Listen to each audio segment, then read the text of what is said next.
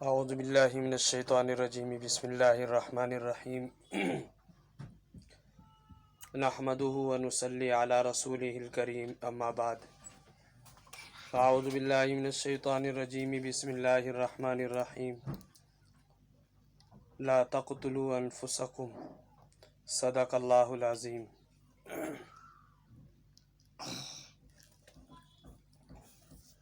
قابل احترام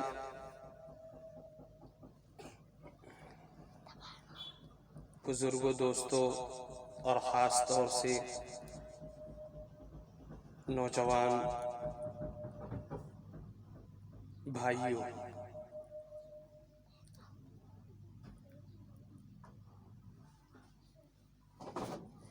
اللہ پاک کی طرف سے دی ہوئی ایک بہت بڑی نعمت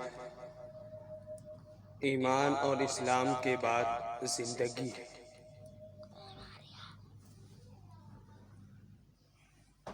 زندگی اس معنی کر کے بھی بڑی نعمت ہے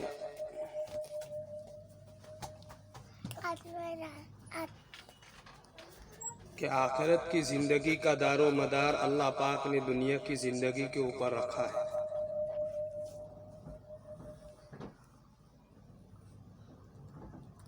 آخرت کی زندگی میں کامیابی ملے گی تو دنیا کی زندگی کے اوپر ہی اس کو منحصر رکھا گیا ہے۔ اب اللہ پاک کی یہ دی ہوئی جان ایک امانت ہے جس کے خالق اور مالک اللہ پاک ہی ہے۔ اس زندگی کو باقی رکھنا اور اس زندگی کو غنیمت جان کر کے اللہ کی اطاعت اور فرما برداری کے مطابق زندگی گزارنا بہت ہی زیادہ اہمیت کا حامل ہے۔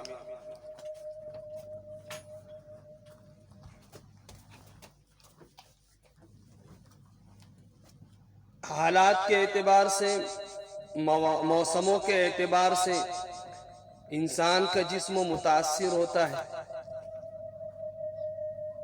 اب اس متاثرہ جسم کو صحت مند بنانے کے لیے علاج کرنا سنت قرار دیا گیا ہے۔ حتیٰ کہ بعض مواقع پر ہمارے فقہائے کرام نے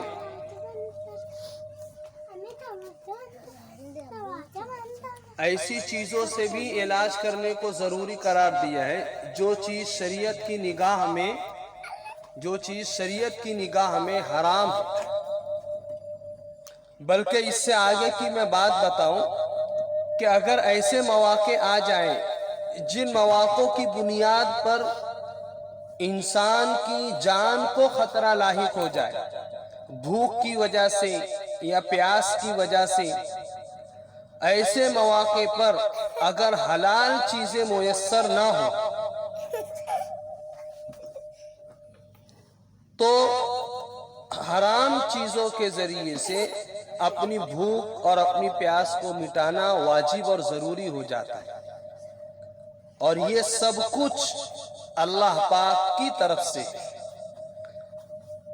اور زندگی کو باقی رکھنے کے لیے اللہ پاک نے ان چیزوں کے ذریعے سے بھی اس کی بقا اور اس کے تحفظ کا حکم دیا ہے۔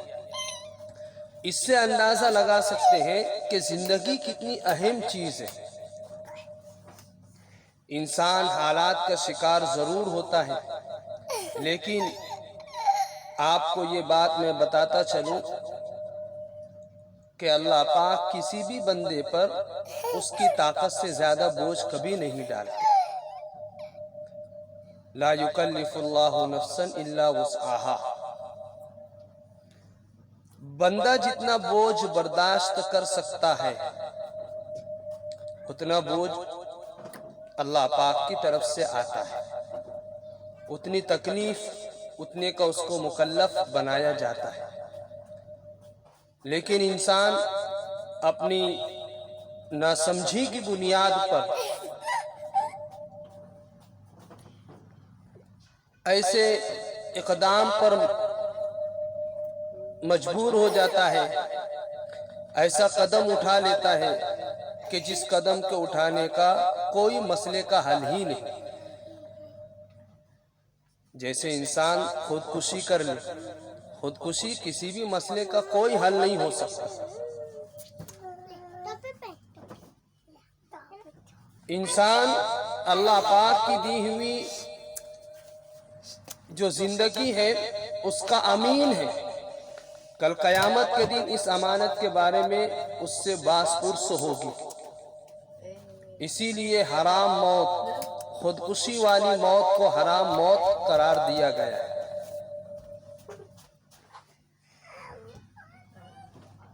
تو وہ چیزیں جو انسان اپنی زندگی کو ختم کرنے اور انتہائی قدم اٹھانے کے لیے تیار ہو جاتا ہے، ایسی کوئی چیز شریعت نے اس کو اس کا مکلف نہیں بنایا۔ حدیث پاک کے اندر آتا ہے جو شخص پہاڑ سے کود کر کے جان دے یا آگ میں جل کر کے جان دے، خود سوزی کا کام انجام دے، تو قیامت تک وہ اسی عذاب کے اندر مبتلا ہوگا۔ اس لیے خاص طور سے میں نوجوانوں سے یہ گزارش کرتا ہوں کہ وہ ایسے مواقع پر اپنی عقل مندی کا ثبوت پیش کریں اور ایسے اقدام سے اپنے آپ کو باز رکھیں۔ جان اللہ کی دی ہوئی ایک امان ہے، ہم اس کے امین ہیں۔ اللہ پاک اس جان کے مالک بھی ہے اور خالق بھی ہے، اس لیے ہمیں اس کا حق نہیں پہنچتا کہ ہم اپنی ذات سے اپنی زندگی کو ختم کریں۔ حالات ہر شخص پر آتے ہیں اور حالات کا شکار ہر کوئی ہوتا ہے۔ میں ایسے مواقع پر ہمارے نوجوان دوستوں سے اور خاص طور سے ہماری بہنوں سے یہ گزارش کروں گا کہ اس کا کوئی دوسرا اور تیسرا راستہ اور حل بھی نکل سکتا ہے۔ مثال کے طور پر اگر آپ کا شوہر بے وفائی کر رہا ہے تو آپ اس سے طلاق لے کر کے دوسری زندگی گزار سکیں۔ اگر آپ کا شوہر طلاق نہ دیتے ہوئے ظلم و ستم ڈھا رہا ہے تو شریعت نے اس کا ایک راستہ خلا کی شکل میں نکالا ہے کہ آپ مال دے کر کے اس سے طلاق حاصل کر لیں اور اپنی زندگی نئے ڈھنگ سے گزارنا شروع کریں۔ کئی ایک راستے نکل سکتے ہیں اور نکالے جا سکتے ہیں، لیکن خودکشی کسی بھی راستے کا کوئی حل نہیں اور خودکشی کسی بھی مسئلے کا کوئی حل نہیں ہو سکتا۔ اس لیے میرے تمام ہی دوستوں سے مؤدبانہ عاجزانہ درخواست ہے کہ ہم اپنے آپ پر رحم کریں، اپنے بوڑھے ماں باپ کا ہم سہارا بنیں، اپنے معصوم بچوں کی زندگیوں کو دیکھیں جو آج ہمارے پاس ایک امانت کے طور پر ہے۔